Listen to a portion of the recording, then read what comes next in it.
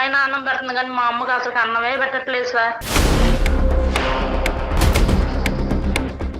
Sir అన్నయ్య ముందు ఏమన్నా అన్ని పెట్టినట్టుగా చాలా ఇదిగా ఉంటుంది సార్. అన్నయ్య ఆఫీస్కి వెళ్ళిపోగానే ఇంకా టార్చర్ చూపిస్తుంది సార్. నువ్వు చూసినావు అన్నం పెట్టట్లేదని, నువ్వు పెడుతున్నావా వచ్చి?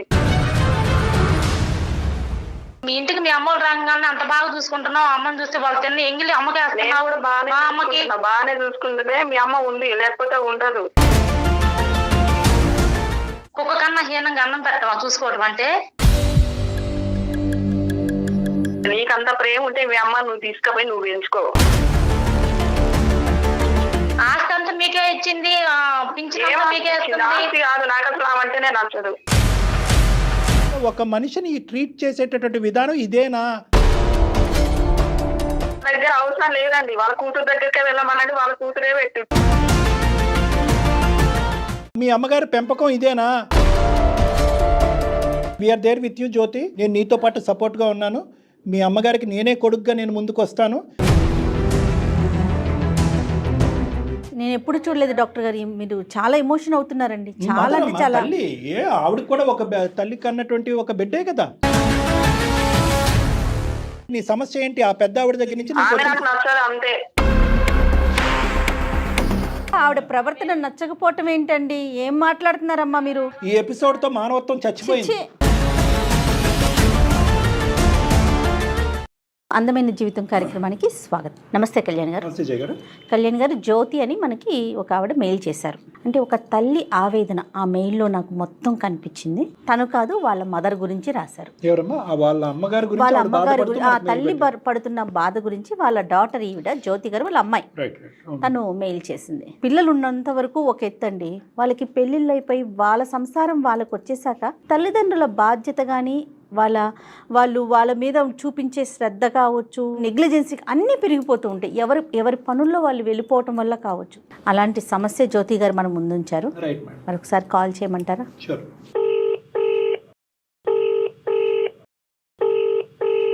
హలో, నమస్తే అండి, జ్యోతి గారా? అవునండి, మీరెవరండి? నేను జయానండి, సుమన్ టీవీ అందమైన జీవితం ప్రోగ్రామ్ నుంచి కాల్ చేస్తున్నాను. నాతో పాటు డాక్టర్ గారు కళ్యాణ్ చక్రవర్తి గారు ఉన్నారండి. Thank you madam. మరి డాక్టర్ గారితో మాట్లాడతారా? ఒకసారి మీ సమస్యను చెప్తారా? చెప్తాను మేడం. నమస్తే జ్యోతి గారు. నమస్తే సార్. సార్ మీరంటే నాకు చాలా అభిమానం సార్. నిజంగా థ్యాంక్ యూ అమ్మ. చెప్పండి అమ్మ, సమస్య ఏంటో. సార్ మా అమ్మ సమస్య. ఏంటి ఆవిడ సమస్య? మా అమ్మగారికి 70 సంవత్సరాలు సార్. 70. నేను మా అన్నయ్య ఉంటాం సార్. మా అన్నయ్యకి మ్యారేజ్ అయింది సార్. అన్నయ్య లవ్ మ్యారేజ్ చేసుకున్నాడు సార్. మా అన్నయ్య హైదరాబాద్ లో సాఫ్ట్వేర్ ఎంప్లాయ్ సార్. ఓకే. అయితే మా అమ్మని మా వదిన సరిగా చూసుకోవట్లేదు సార్. నాన్నగారు అండి, మీ నాన్నగారి పరిస్థితి ఏంటి? ఆయన మా నాన్నగారు గవర్నమెంట్ ఎంప్లాయ్ సార్, చనిపోయారు సార్. 10 years అవుతుంది. మీకు మ్యారేజ్ అయిందా? ఆ మ్యారేజ్ ఒక బాబు సార్. మీరు ఎక్కడుంటారు? మాది గుంటూరు మేడం. అన్నయ్య పెళ్లి ఎంతకాలం అయింది? అంటే నాన్నగారు చనిపోక ముందే అన్నయ్య పెళ్లి అయిందా? అవును సార్. ఆ తర్వాత అమ్మ ఎక్కడుంది? అమ్మ అన్నయ్య దగ్గరే ఉంటుంది సార్. హైదరాబాద్ వచ్చేసింది. హైదరాబాద్ వచ్చి అన్నయ్య దగ్గరే ఉంటుంది. ఫస్ట్ లో బాగానే చూసుకుంది సార్. నాకు ఉండే కొంత అమ్మని చూసుకోకుండా, అన్నం పెట్టకుండా, ఎలా పెడితే అలా తిట్టడం, బట్టలు వాష్ చేయకుండా ఉండటం, చీదరించుకోవటం, వాళ్ళు తిన్న తర్వాత అన్నం పెట్టడం. ఎవరు ఇదంతా? వదిన సార్. వదిన సార్. అన్నయ్య ముందు ఏమన్నా అన్ని పెట్టినట్టుగా చాలా ఇదిగా ఉంటుంది సార్. అన్నయ్య ఆఫీస్కి వెళ్ళిపోగానే ఇంకా టార్చర్ చూపిస్తుంది సార్ మమ్మీకి. మరి అమ్మ ఏమన్నా తప్పుగా ఉందేమో? అంటే అమ్మ చాలా బాగా చూసుకుని సార్ వదిన్ని. చాలా అంటే మాకన్నా ఎక్కువగా మా వదిన్నే చూసుకుని సార్, చాలా బాగా. అమ్మ ఆ తల్లి కడుపుని పుట్టిన బిడ్డ కాబట్టి మీ అమ్మగారికి ఇచ్చే గౌరవం, ఆ రెస్పెక్ట్ మీరు ఇస్తారు. కానీ వదిన ఏమన్నా ఇబ్బంది పడుతుందేమో, అది కూడా నీ చెవున పడి ఉంటది కదా. వదిన ఎందుకు ఇబ్బంది పడుతున్నది అనేదే తెలియదు సార్. నాకు చాలా బాధగా ఉంది సార్. అమ్మగారిని అలా చూస్తుంటే కుక్క కన్నా హీనంగా చూసింది సార్. కుక్కకైనా అన్నం పెడుతుంది కానీ మా అమ్మకి అసలు అన్నమే పెట్టట్లేదు సార్. ఏంటమ్మా అంటే అమ్మ నీకు చెప్పుకున్న లిస్ట్ ఆఫ్ ప్రాబ్లమ్స్ ఏంటమ్మా? వదిన దగ్గర నుంచి వచ్చే సమస్యలు ఏమని చెప్తుంది? ఒకటి అన్నయ్య ఎదురుకుంటే అమ్మ ఏం చెప్పదు సార్. అది అడగంగా ఏడుస్తున్నారు. అమ్మని అడిగితే వదిన ఇట్లా చేస్తుందమ్మనే చెప్పింది సార్. అక్కడి నుంచి నా మనసులాగలేదు సార్. అన్నం పెట్టదు సార్, బట్టలు వాష్ చేయదు, అసలు ఎట్లా పడితే అలా తిట్టిద్ది. వాళ్ళ అమ్మ వాళ్ళు వస్తే వాళ్ళని బాగా చూసుకుని సార్. వాళ్ళు తిన్నీ అన్ని ఈమెకు పెట్టిస్తారు. తర్వాత ఎప్పుడు ఒక్కోసారి అన్నం పెట్టకుండా వాటర్ తాగి పడుకున్న రోజులు ఉన్నాయి సార్ మా అమ్మ. ఇవన్నీ తలుచుకుంటే బాధగా ఉంది సార్ నాకు. నీ అన్నయ్యకి తెలియదా ఇవన్నీ? అన్నయ్యకి తెలియదు మేడం, నేను చెప్పినా గానీ అన్నయ్య వింటలేదు సార్. మా మొత్తం మా వదిన వైకుంలో పడిపోయాడు తెలుస్తుంది మేడం. కానీ అటు ఇటు కాకుండా ముందు నువ్వు వెనకట్ల పోయి బిజినెస్ ఏమవుతుంది. ఇప్పుడు మరి నువ్వు తెచ్చుకుని పెట్టుకోవడానికి అవకాశం ఉందా ఏమన్నా? సార్ నేను తీసుకొచ్చుకుంటానంటే మా అమ్మ రానంటాను సార్. వద్దు అల్లుడు ముందుల పరువు పోయిద్ది, నేను రాను ఇక్కడే ఉంటానంటాను సార్. అమ్మకి నా తరపున పింఛన్ వచ్చింది సార్. ఆస్తి మొత్తం అన్నయ్య పేరుని పెట్టింది సార్. ప్రతి నెల పింఛన్ అన్నయ్య వాళ్ళకే ఇచ్చింది సార్.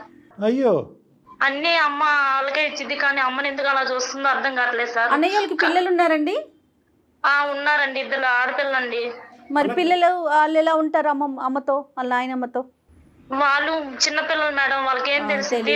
అమ్మకు ఆరోగ్యం బాగుండి అమ్మ మానసిక స్థైర్యంతో ఉండగలిగితే కనుక ఈ నరకాన్ని 10 సంవత్సరాల పాటు అనుభవించే బదులు ఆ పెన్షన్తో సొంతంగా వెళ్ళి గుంటూరులో ఉండటం బెటరేమోగా.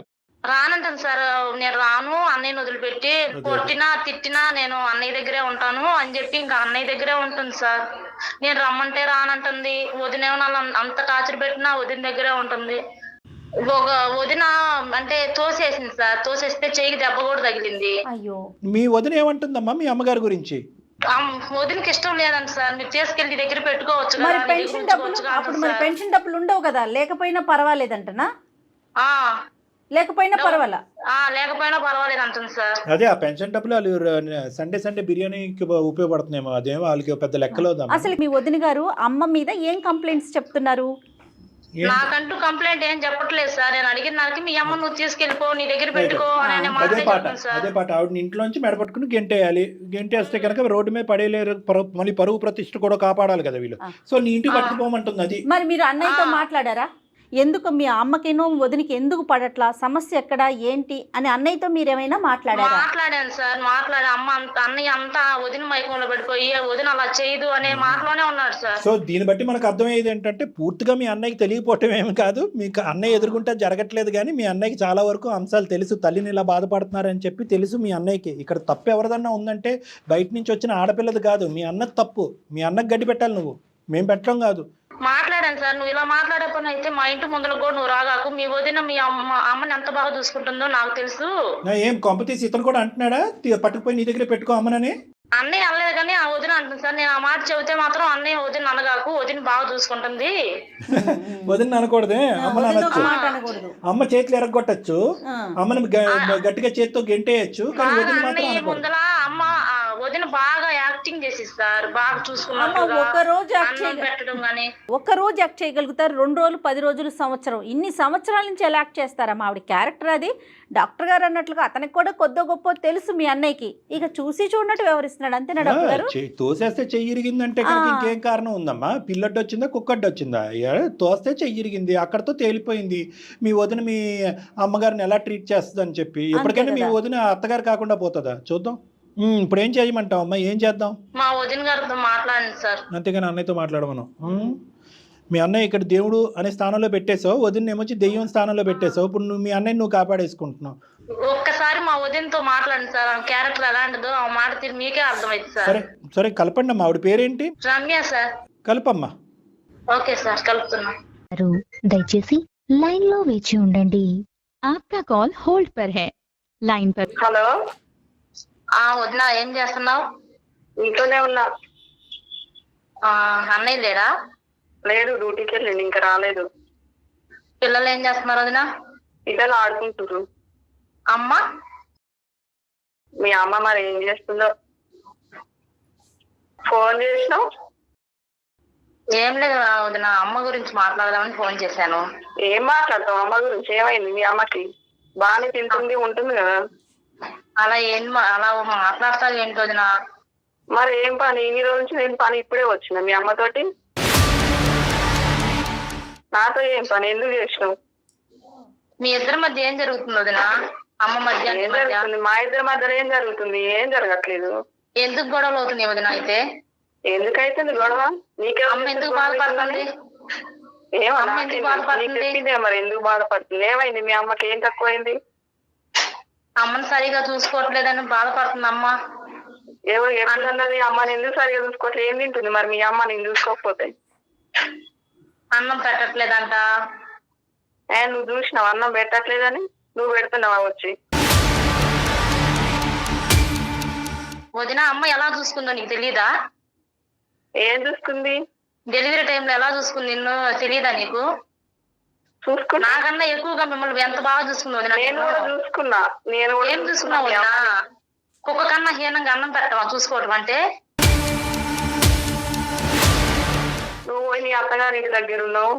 నేను నా అత్తగారి దగ్గర ఉన్న నా అత్తను అమ్మలాగే చూసుకుంటున్నాను వదిన. నీలాగా టార్చర్ పెట్టట్లేదు, నీలాగా అన్నం పెట్టకుండా ఉండట్లేదు, నీలాగా తోలేదు వదిన. నేను పెట్టాను అన్నం. ఎందుకు పెట్టు? ఏం చేసింది మా అమ్మ చెప్పు? ఎందుకు పెట్టాలి చెప్పు?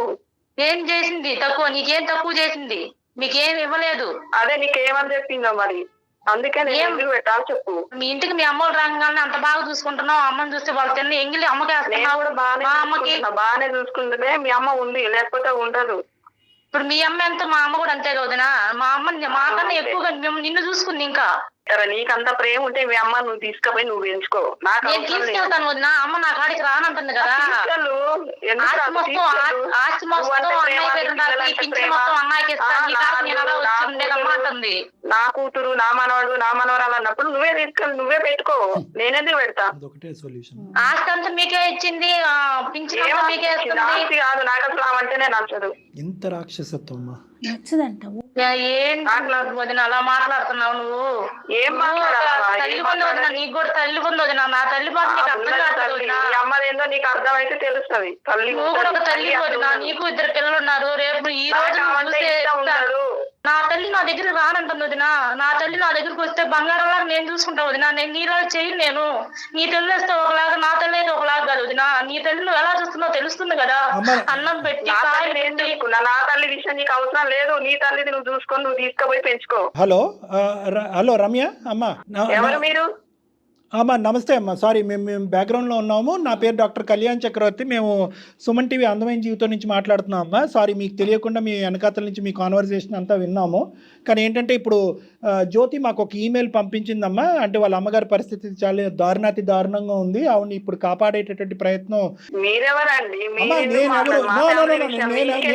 నేనెవరు అనేటటువంటిది చెప్పే ముందు అసలు ఒక మనిషిని ట్రీట్ చేసేటటువంటి విధానం ఇదేనా, పద్ధతి ఇదేనా?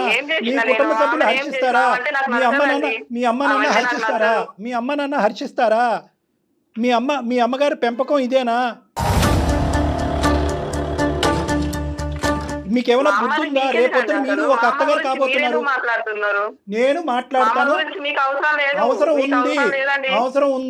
అవసరం ఉంది. ఎందుకంటే మీ అమ్మ నాన్నకి ఇచ్చేటటువంటి గౌరవం, మీ అమ్మ నాన్నగారికి ఇచ్చేటటువంటి రాచ మర్యాదలు ఇంకో తల్లికి ఇవ్వట్లేదు. ఆ తల్లి ఏంటంటే ఆ కొడుకే ప్రాణం అన్నట్టుగా అక్కడ ఉండటం గురించి ఉండేటటువంటి పరిస్థితి.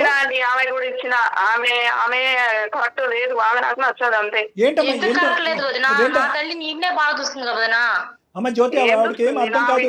పురుడులు పోయటాలు.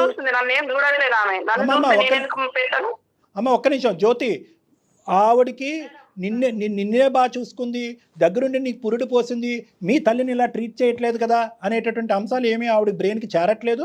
ఆవిడ అసలు మీ అమ్మగారి గురించి ఏం చెప్తారో ఒక 2 నిమిషాలు విందాం. కష్టం ఏంటమ్మా చెప్పమ్మా? పెన్షన్ తీసుకుంటున్నారుగా, ఆవిడ పెన్షన్ మీరు తీసుకుంటున్నారు కదా, మొత్తం ఆస్తంతా తీసేసుకున్నారుగా. ఏం తీసుకున్నాం? ఏమి ఇచ్చింది? అందరు ఇచ్చినట్టు ఆమె ఇచ్చింది. ఆమె ఏమి ఇచ్చింది? మాకు చూడాలి కదా. అసలు ఆవిడతో మీరు ఏం సమస్యలు ఎదుర్కొంటున్నారు అది చెప్పండి ముందు. ఇస్తేనే చూస్తారమ్మా, ఇస్తేనే చూస్తారా? ఎల్లకాలం బతికేస్తారా మీరు? 450 సంవత్సరాలు మీరు ఎప్పటికైనా అత్తగారు కాకపోతారా?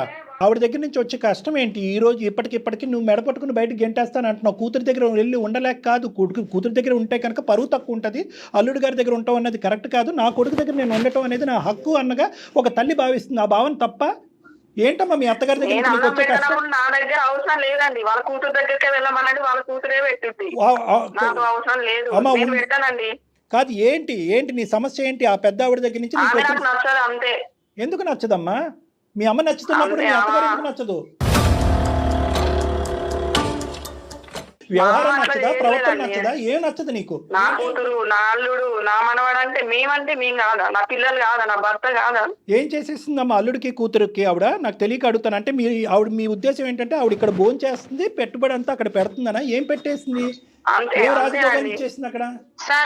సార్ ఆస్తి మొత్తం అన్నయ్య పైన రాసింది సార్. ప్రతి నెల పింఛన్ మా అన్నయ్య వదినోళ్ళే తీసుకుంటున్నారు సార్. నాకేం పెడుతుంది సార్? కూతురు కన్నా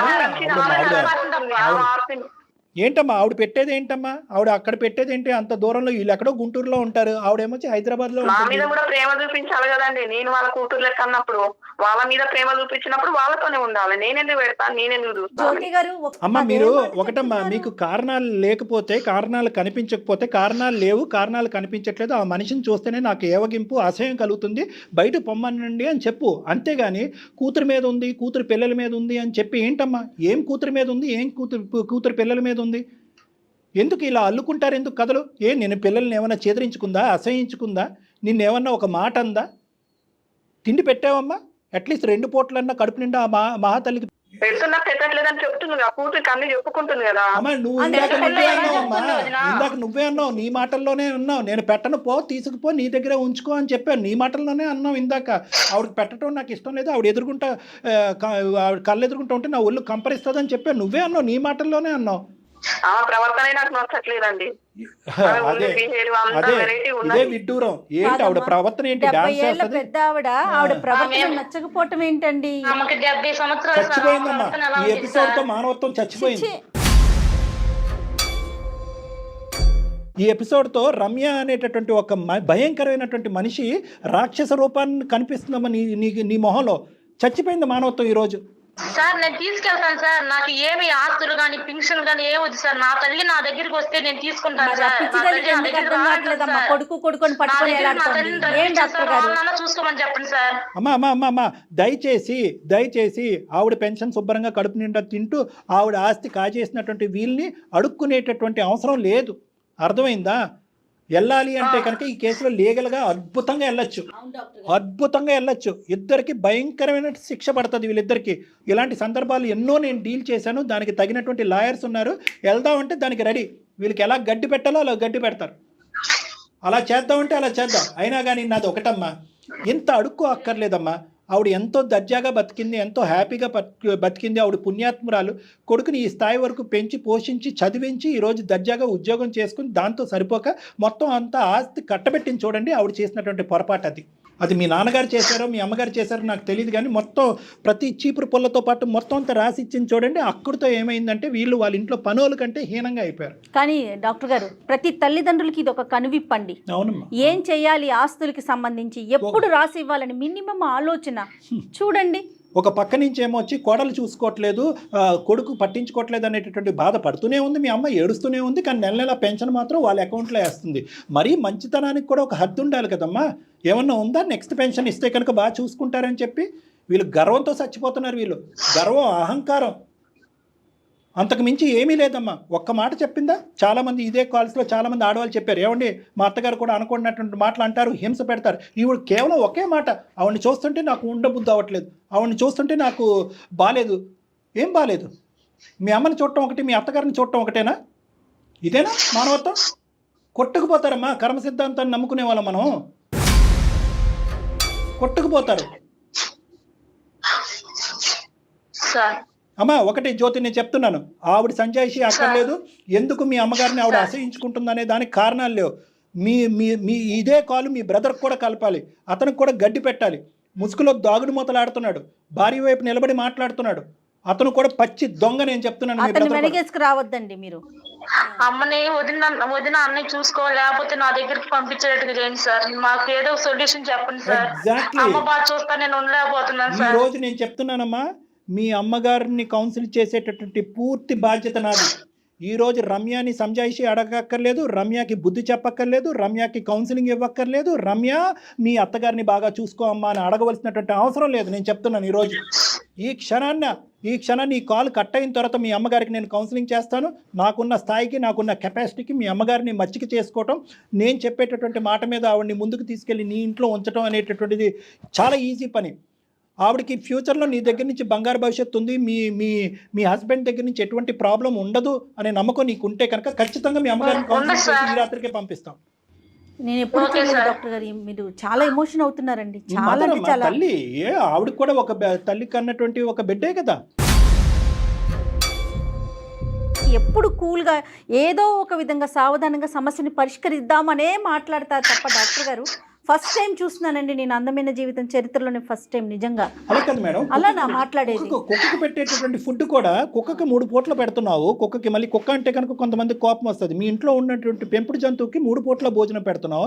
మీ అత్తగారికి భోజనం పెట్టడానికి నీకు చేతులు రావట్లేదా? కొన్ని దానికి సరైన రీజన్ చెప్తుందా? వింటున్నారా? ఒక్క రీజన్ చెప్పట్లేదు ఆమె వైపు నుంచి. ఏం అసలు ఎక్కడున్నామమ్మా మనం? ఏ సమాజంలో? పారిపోయావా ఫోన్ పెట్టేసి? ఉన్నావా ఫోన్ పెట్టి పారిపోయావా? చీచి పెట్టేసిందండి అమ్మాయి ఫోన్ పెట్టేసింది. జ్యోతి సార్ అమ్మ ఆవిడ ఫోన్ పెట్టి పారిపోయింది. కరెక్ట్గా పడవలసిన డోస్ గట్టిగానే పడింది. ఏ దారిని పోదాం అంటే ఆ దారిని పోదాం. లీగల్ హెల్ప్ తీసుకోవాలంటే మన దగ్గర చాలా అడ్వకేట్స్ ఉన్నారు, చాలా అడ్వకేట్స్ ఉన్నాయి, కాంటాక్ట్స్ ఉన్నాయి మేడంకి. లీగల్గా పోదాం అంటే లేకపోదాం. ఇచ్చినటువంటి ఆస్తి వెనక్కి లాక్కునేటటువంటి విధంగా మనం ట్రై చేద్దాం. వృద్ధాప్యంలో వాళ్ళు ఏడిపించుకుని ఈ విధంగా అబ్యూస్ చేసి హింస పెడుతున్నారు కాబట్టి ఆ విధంగా కూడా కేసు పెట్టడానికి అవకాశం ఉంది. దానికి అడ్వకేట్ టీం అనేటటువంటిది, లాయర్ టీం, లీగల్ టీం అనేటటువంటిది. ఆ పద్ధతిలోకి వెళ్దాము.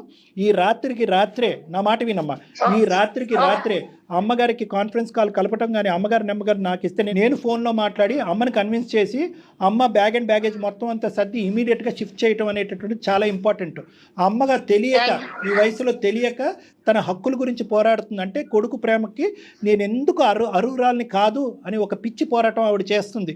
రేపొద్దున్న ఏదన్నా జరిగితే చెయ్యాల్సింది వాడే కదా, అంతిమ క్రియలకి కొడుకే కదా అవసరం అనే ఒక్క రీజన్ తో ఇలాంటి తల్లులు తండ్రులు ఎంతో మంది బాధలు పడుతున్నారండి. నిజం చెప్పినట్లు మీరు అన్నట్లుగా ఆ రోజులు పోలేదంటారా? ఏదో ఒక రోజు నేను చనిపోయినప్పుడు నలుగురు మనుషులు ఉండాలి, నాది పోయాలి అనేటటువంటి ఆలోచనతో దినదిన గండం నూరేళ్ళ ఆయుష్ అమ్మ ఇది. అయ్యో అయ్యో అయ్యో, చాలా బాధ అనిపిస్తుంది అమ్మ. బాధపడకమ్మా, బాధపడకు. నోనమ్మా, వీఆర్ దేర్ విత్ యూ జ్యోతి. నేను నీతో పాటు సపోర్ట్గా ఉన్నాను. మీ అమ్మగారికి నేనే కొడుకుగా నేను ముందుకు వస్తాను. మీ అమ్మగారిని పూర్తి స్థాయిలో కాపాడేటటువంటి ప్రయత్నం మనం చేద్దాము. ఆ నరక యాతన నుంచి అమ్మని ఇమీడియట్గా బయట వేయటం అనేటటువంటిది మన తక్షణ కర్తవ్యం. లీగల్ సపోర్ట్ ఖచ్చితంగా తీసుకుందామమ్మా, మీరేం బాధపడకండి. మీకైతే పర్సనల్గా ప్రాబ్లం లేదా, నేను మళ్ళీ అడుగుతున్నాను అనుకోవద్దు. మీ ఇంటికి తీసుకెళ్తే మీ అత్తగారి వైపు నుంచి కానీ మీ అత్తగారి భర్త నుంచి రైట్. థ్యాంక్ యూ అమ్మ జ్యోతి, థ్యాంక్ యూ అమ్మ. నీలాంటి కూతురు, నీలాంటి బిడ్డ ఉండటం అనేటటువంటిది మీ తల్లి చేసుకున్న పూర్వజన్మ సుఖంతో నిజంగా చెప్తున్నాను.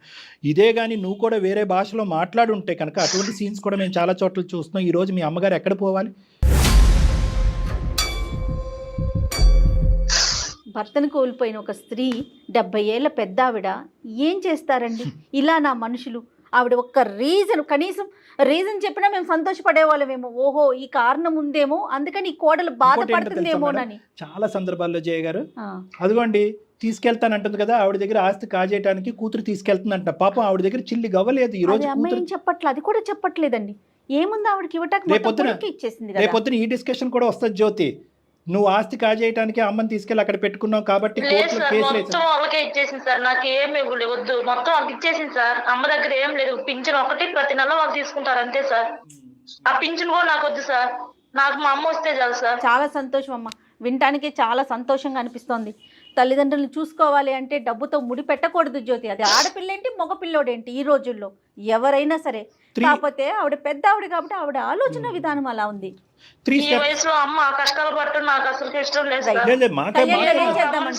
మాకే నచ్చట్లేదమ్మా జయ గారు. 3 ఇమీడియట్ స్టెప్స్ అమ్మా. అమ్మని ఇమీడియట్ గా తక్షణ కర్తవ్యం. నెక్స్ట్ 1 or 2 days ఇమీడియట్ గా అక్కడి నుంచి మనం చేయాలి. అమ్మకి నచ్చినా నచ్చకపోయినా అమ్మ ఒక భ్రమలో ఉంది, ఒక భయంలో ఉంది, ఒక అపోహలో ఉంది అమ్మ. అమ్మని అక్కడి నుంచి అంటే కొడుకు ప్రేమ పోతుందేమో అనే భయం, కొడుకు ప్రేమను కొడుకుని వదిలేసి వచ్చేసేవి ఏంటి నువ్వు అనేటటువంటి విధంగా సమాజంలో ఉండేటటువంటి ఒక అభద్రత, ఇలా రకరకాలు ఉన్నాయి అమ్మకి. అవన్నీ క్లియర్ చేయడానికి నేను రెడీగా ఉన్నాను. అమ్మకి కౌన్సిలింగ్ చేస్తాను, అమ్మని మనసు మారుస్తాను, అమ్మని అక్కడి నుంచి తీసుకెళ్లే ప్రయత్నం మనం చేద్దాం. నువ్వు మీ ఇంట్లో అన్ని ఏర్పాట్లు చేసుకో. అమ్మ సానుకూలంగా హ్యాపీగా ఉండేటటువంటి విధంగా మీ ఇంట్లో ప్రయత్నం చేయాలి. నెంబర్ 1. నెంబర్ 2, మనం ఏంటంటే ఆస్తిపరమైనటువంటి అంశాలు ముందుకు ఎలా తీసుకెళ్ళాలి, అది కూడా మీ అమ్మగారికి ఇష్టమైతేనే మనం ముందుకెళ్దాం. అమ్మ ఇక్కడతో చాలమ్మ ఇంకా ముందుకు పోవద్దు అని చెప్పి ఆ పెద్ద ఆవిడ అంటే కనుక మనం ముందుకు వెళ్ళలేం. లేదు వాళ్ళకి సరైనటువంటి శాస్తి జరగాలి అనే ఆలోచన అమ్మకు ఉంటే కనుక అప్పుడు మేము లీగల్గా సపోర్ట్ ఇచ్చి ఆ ఆస్తి వెనక్కి లాక్కోవాలి, వీళ్ళు చేసినటువంటి హింసకి ఎటువంటి శిక్ష పడాలి అనే విధంగా కూడా మనం లీగల్ హెల్ప్ తీసుకుందాం. ఇది నెంబర్ 2. నెంబర్ 3, ఒకప్పుడు అమ్మ మీ బ్రదర్ కానీ మీ వదినలో కానీ ఈరోజు మనం మాట్లాడటం వల్ల కానీ రానున్న రోజుల్లో కానీ మేము మారిపోయాము, మాకు ఏదో తెలివితేటలు వచ్చినాయి, మాకు ఆలోచన పెరిగింది, రా అమ్మ అని వెనక్కి తీసుకెళ్తే ఇక్కడ మీ అమ్మగారిది పై చేయి ఉండాలి. ఆ విధంగా కూడా అమ్మని ప్రిపేర్ చేయాలి. ఎందుకంటే సమాజంలో చాలామంది గడ్డి పెట్టే ఉంటారు. వృద్ధాప్యంలో ఉండి భర్త చనిపోయినటువంటి ఆవిడ్ని రోడ్డు మీద వేసారంటారా, కూతురు ఇంట్లో పెడుతున్నారా అని గడ్డి పెట్టేటటువంటి పెద్ద మనుషులు ఉంటారు సమాజంలో. అలా మాట్లాడినప్పుడు అప్పుడు అమ్మది పై చేయి ఉండాలి. పోండ్రా, మీ అవసరం ఉన్నంతకాలం నన్ను అక్కడ ఉంచుకున్నారు, మీ అవసరం తీరిన తర్వాత నన్ను రోడ్డు మీద వేశారు, ఇప్పుడు మళ్ళీ వెల్కమ్ అంటారా సమాజం గురించి అని చెప్పి మీ అమ్మగారి పై చేయిగా మాట్లాడేటటువంటి పరిస్థితికి మీ అమ్మగారిని తీసుకెళ్ళాలి ఈరోజు. అది మొత్తం మీ చేతుల్లోనే ఉంది జ్యోతి. మీ కాడికి తీసుకొని వస్తాను సార్ నేను. రండమ్మా, క్లినిక్ రండి, నేను విజయవాడ కూడా వస్తాను, లేదంటే హైదరాబాద్ అన్న తీసుకురండి, ఎక్కడైనా పర్లేదు. ఓకేనమ్మా? అలాగే. అమ్మని స్ట్రాంగ్ చేయాల్సిన బాధ్యత మీ చేతుల్లోనే ఉంది జ్యోతి. నా తోడ్పాటు ఉంటుందమ్మా, నా కౌన్సిలింగ్ ఉంటుంది, నా క్లినిక్ తీసుకొస్తే అమ్మతో ప్రైవేట్గా కూడా మాట్లాడుతాను. రైట్, ఓకేనమ్మా జ్యోతి, చాలా సంతోషం నీతో మాట్లాడుతున్నందుకు. ఇమీడియట్గా యాక్షన్ అంటే మనం ఇప్పుడు ఏదైతే మాట్లాడుకున్నామో అది స్టార్ట్ చేసేద్దాం. రైటా జ్యోతి? ఓకే అమ్మా, బాధపడకండి, ధైర్యంగా ఉండండి అమ్మా, మేము ఉన్నాం మీతో పాటు. నమస్తే అమ్మా. ఆవిడ ఫోన్ పెట్టేసింది డాక్టర్ గారు ఒకేసారి. అంతే, ఇంకంతకు మించి ఏం చేస్తుందమ్మా? కారణాలు లేవు, ఏమీ లేవు, ఇక్కడ నుంచి తప్పించుకోవాలి. ఈరోజు ఫోన్ కాల్ నుంచి అయితే తప్పించుకోగలదు కానీ చట్టం నుంచి తప్పించుకోలేదు. అసలు సిసలైనటువంటి భవిష్యత్తు కర్మ సిద్ధాంతం నుంచి అసలు తప్పించుకోలేదు. ఈ మాట మాత్రం చాలా బాగుందండి. నిజంగా నమ్మితే కనుక కర్మ సిద్ధాంతం నుంచి ఎవరిని తప్పించుకోలేమేమో బహుశా. కానీ ఎలాంటి సమాజంలో ఉన్నామా, సమాజంలో ఇలాంటి వాళ్ళు కూడా ఉన్నారా అనే ప్రశ్న వచ్చేస్తుంది. స్టార్టింగ్ లో ఏమనుకున్నానో తెలుసా మేడం, ఈ జ్యోతి ఏదో కట్టుకట్టుకున్నామో, బహుశా ఆవిడ బాధలు ఆవిడకు ఉన్నాయేమో, అత్తగారు హెరాస్మెంట్ ఉందేమో అనుకున్నాను. అసలు పావులా వంతో హెరాస్మెంట్ కూడా లేదు, 0.5% ఉంటే ఆవిడ చెప్పేది కదా ఇంతసేపట్లో. కనీసం క్యూలో ముందు నిలబడుతుంది అలాంటి వాళ్ళు. అదేంటే కూతురు గురించి మాట్లాడుతుంది, మనవరాళ్ళ గురించి మాట్లాడతారు, అల్లుడు గురించి. అంటే నీ ఇంట్లో ఉంటే ఇంకా కూతురు అల్లుడు ఎవరు మాట్లాడకూడదా? ఇమీడియట్ గా ఈ కాల్ కట్ చేసిన తర్వాత పెద్దవాడితో మనం ఫోన్ లో మాట్లాడాలి. డెఫినెట్ గా అండి, డెఫినెట్ గా. రైట్ కళ్యాణ్ గారు, నమస్తే. జగన్, నమస్తే.